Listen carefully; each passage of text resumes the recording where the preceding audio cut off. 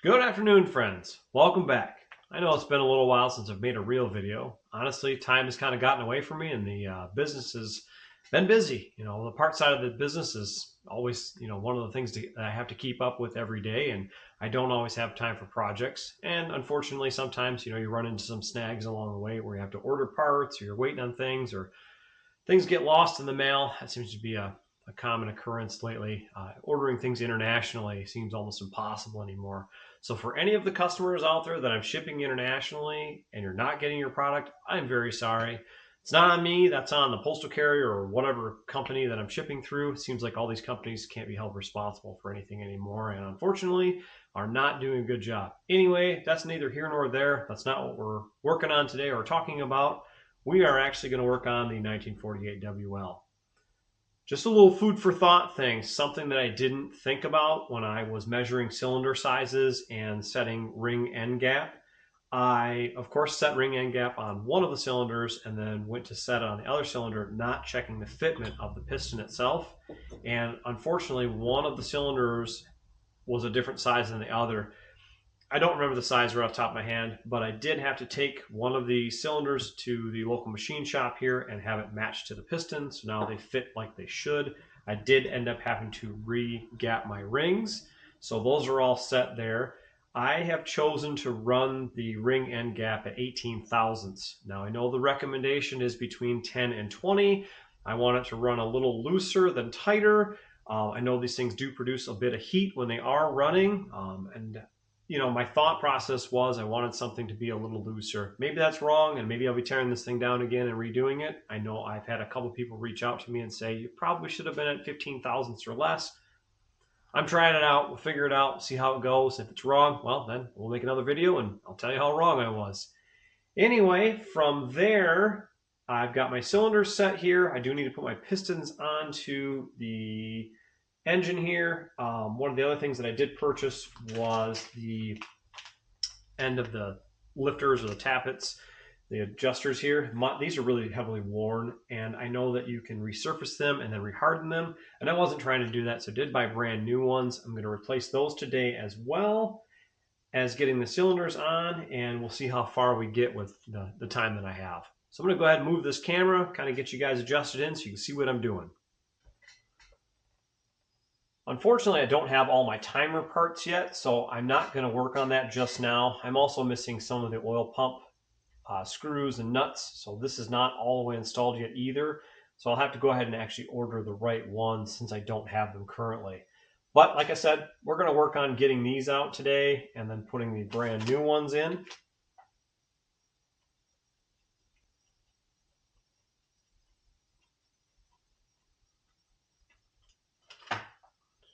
As you can see, these have been sitting for a little while, so they are a little bit rusty. Hopefully they'll come apart nicely. I do plan on putting some assembly lube in there with them just to kind of make things move a little nicer. And I'm recycling some of these parts. I did not buy the lock nuts or the jam nuts. I just bought the tappet itself, or the top adjuster. I'm sure I'm screwing up these names and saying the wrong thing, and for that I apologize.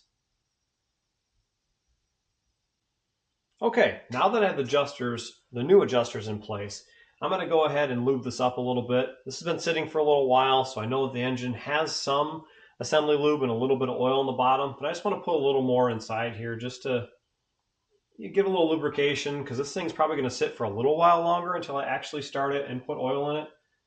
I don't want to run the risk of having any kind of damage.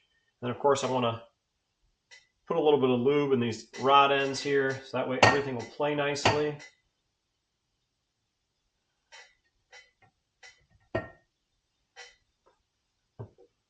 I'm just going to rotate this around just to kind of move some stuff in a circle here on the bottom. Put a little more in on the wheels.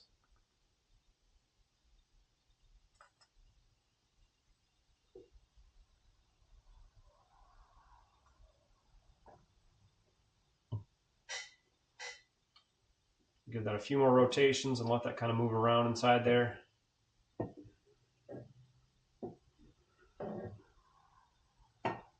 All right, with all the new parts, I'm ready to start assembling this thing. Today I'm working on putting the pistons on the connecting rods, and one of the tricks that I learned or I read about online, was to actually heat the piston so the piston pins would slide in a little bit easier.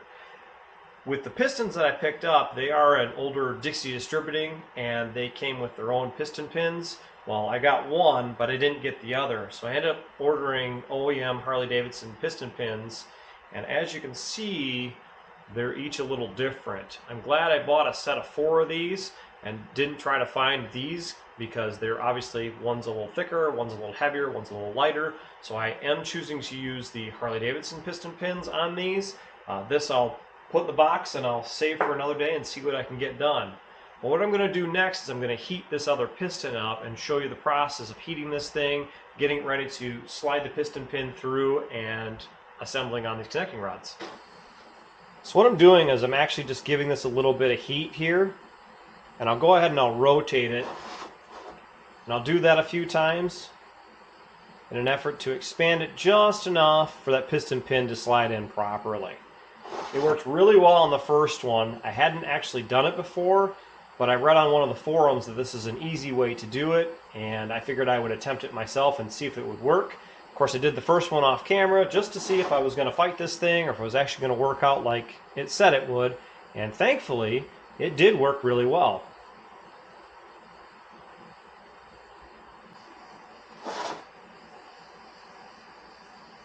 Now that I've heated it up, we're going to move it over to the engine here and see if we can get this piston pin to slide through.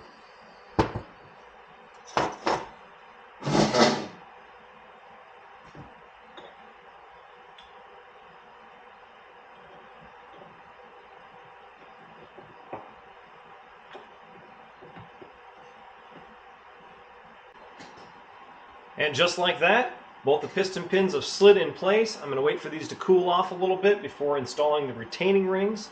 I do have a set of these that need to go in so that those pins don't slide back out. But I want it to cool off just a little bit before I go ahead and do that, but that's my next step.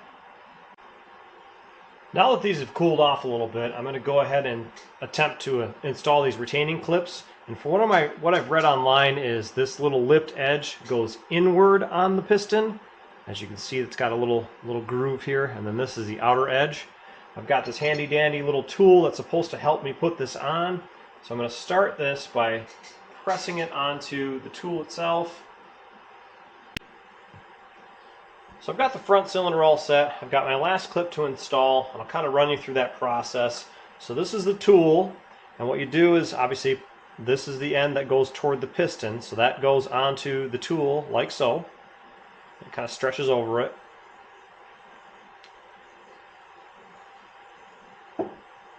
Having greasy hands doesn't help.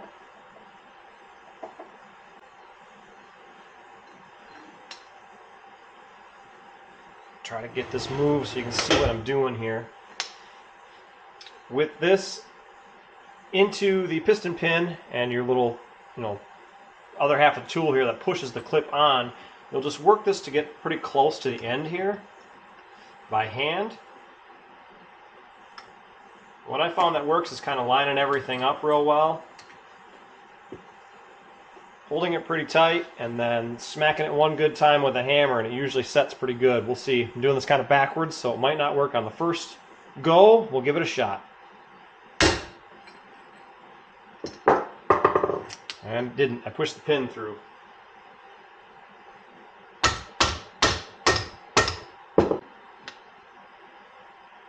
With the retaining clip in place, we'll go ahead and we'll work it close to the pin here. We'll get everything as lined up as possible so it's fairly square, and we'll get it close. Once it's close, we'll continue to try to keep everything as square as possible. We'll hold the tool here. We'll hit it one good time with a hammer.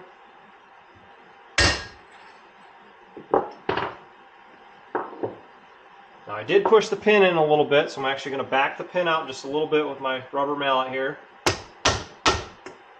Alright, with that backed out, I'm going to go ahead and work the rest of this pin in place, or this clip in place, excuse me, with the screwdriver here, making sure it's all centered and everything's clipped in like it should be.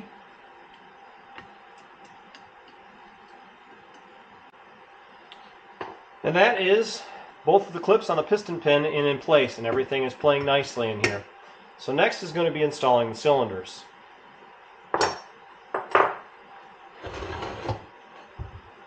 Now the cylinder base tool that I have here is for a big twin. I don't have the little twin one. It's one I'd like to acquire at some point in time, but what I've found is if you put it over the studs here and you set it like this, it's not in a bad position. It's not in the greatest position either because you are unfortunately sitting on top of the studs, but it should work for what we're trying to do here. With that, we're going to go ahead and rotate the engine down as far as we can get it. So this piston is sitting pretty square on there. That way we're not fighting the piston and the rotating assembly while putting on the cylinder. So I have one of these little Amazon tools that holds the piston rings in place, and I'm going to expand it over this. It's got this little crimping tool here. I'm not sure how well it's going to work. It was pretty cheap, so I picked it up, give it a try.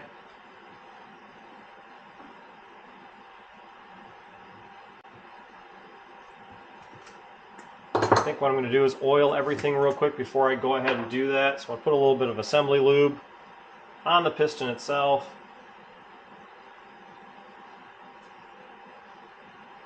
So I'd like to get everything sliding nicely here.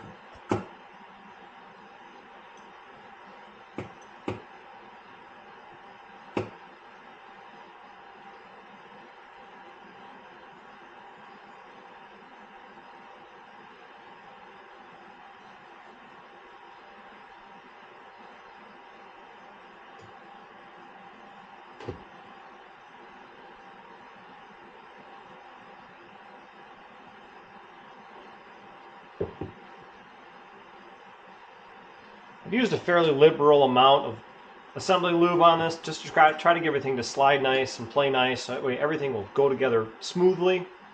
We'll go ahead and compress these rings one more time here. We'll grab the cylinder. We'll try to do all this one-handed if I can.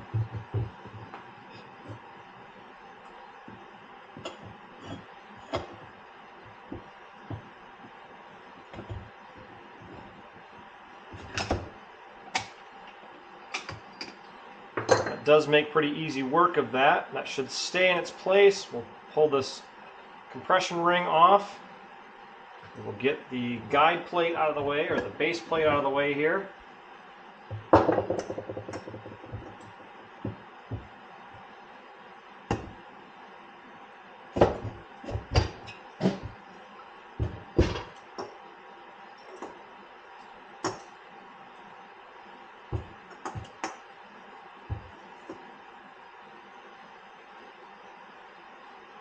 And with that, we'll start putting on some of the cylinder base nuts to kind of hold everything in place.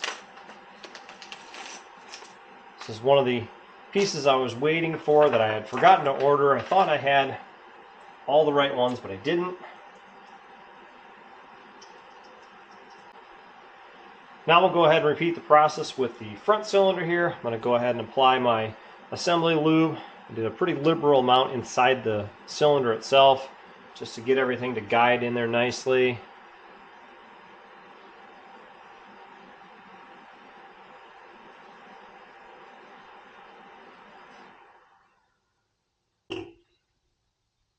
One of the things I forgot to mention was on these pistons. I'll show you guys what I'm talking about here. Let me move the camera so you can see what I'm looking at here.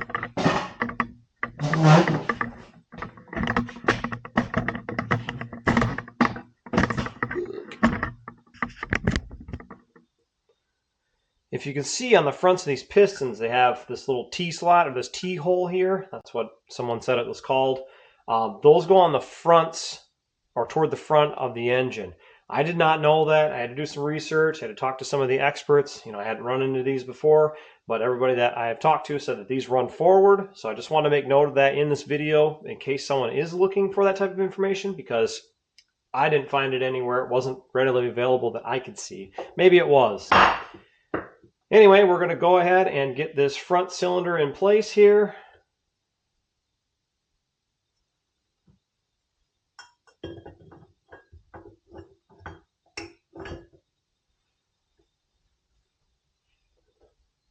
We'll put our ring compressor back in. Move this cylinder closer to where I can pick it up easier. Doing everything one-handed is always fun.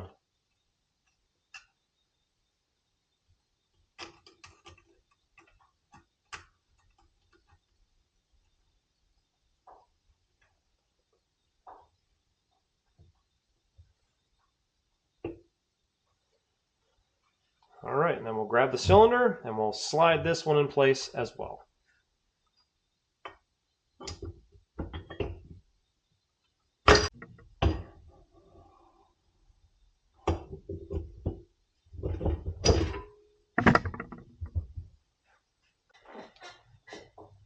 All right, with the cylinders in place, our base nuts in place, I'm going to go ahead and start snugging this thing down.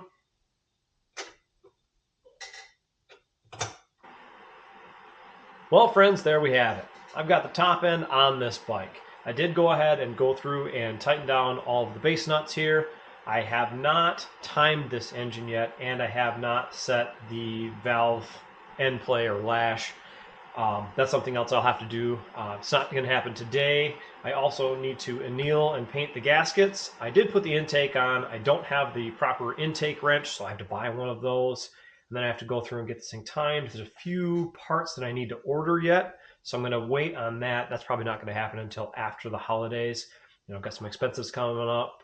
End of the year is coming up. Christmas and is coming up, and all those things are going to happen soon. So I need to take care of the things that I have to take care of, as opposed to buying extra parts at this point in time. But soon I'll be back on this project and I'll be getting things done. Anyway, I kind of wanted to show you the process of putting a set of pistons on one of these and putting everything together, and show you one step closer to getting this WL engine together and in the bike. Well, guys, I really appreciate you guys watching. Hopefully you enjoyed the video. If you did, give it a like. If you haven't subscribed to my channel yet, hit that subscribe button. I know all my subscriptions are kind of still on the rise, and I appreciate that. Appreciate all you guys that are following along. And if you are watching these videos and you have not subscribed yet, please hit that button. Help me out greatly. I'm looking to grow this channel and be able to film all of my different experiences, builds, and all the crazy things I'm getting myself into with a lot of these older Harley Davidsons. Anyway, all, hope you had a great time. We'll talk to you later.